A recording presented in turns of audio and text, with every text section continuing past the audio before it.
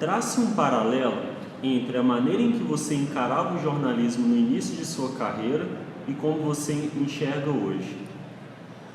A questão dos vários tempos, né, de comparação do jornalismo, ela nos traz a nós jornalistas, professores da área, uma série de comparações muito interessantes e muito bacanas para a gente pensar o próprio desenvolvimento do jornalismo e da prática jornalística.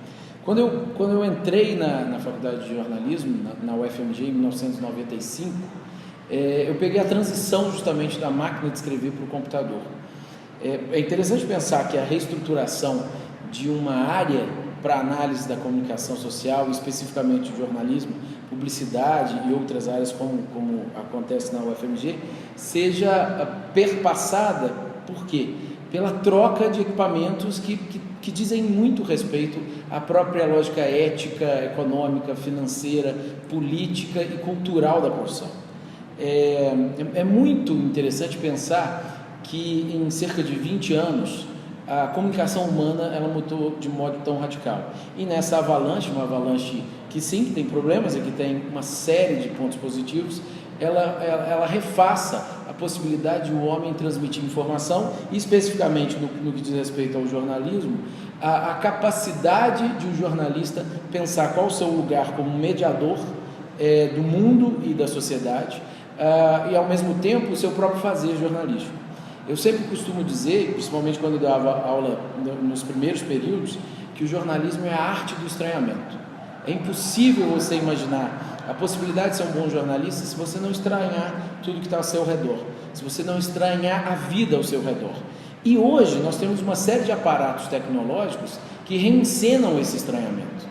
Então hoje a gente pode estranhar e dividir com pessoas de todo o mundo essa capacidade muito particular do jornalista de estranhar o mundo, os homens, o tempo, a nossa relação com a natureza e por aí vai. Então, pensar o jornalismo é pensar ao mesmo tempo a sua permanente evolução instigada pela substituição de tecnologias.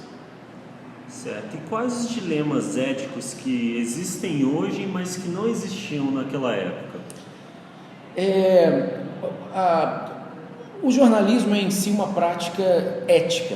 Na verdade, o que é a ética? É a ciência da ação. É você pensar o tempo inteiro o seu fazer de modo a não automatizar processos.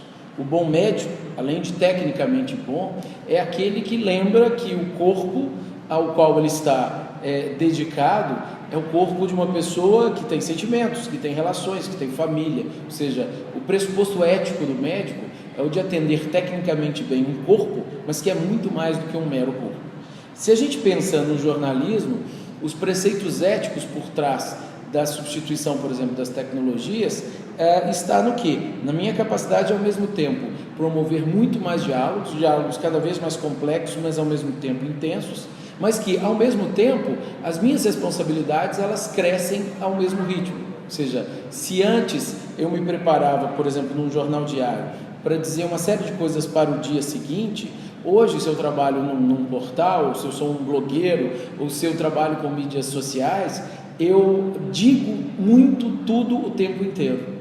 É interessante algumas discussões quando as pessoas falam, as pessoas estão falando muito, mas escrevem muito errado. Nunca se disse tanto e nunca se escreveu tanto no nosso tempo.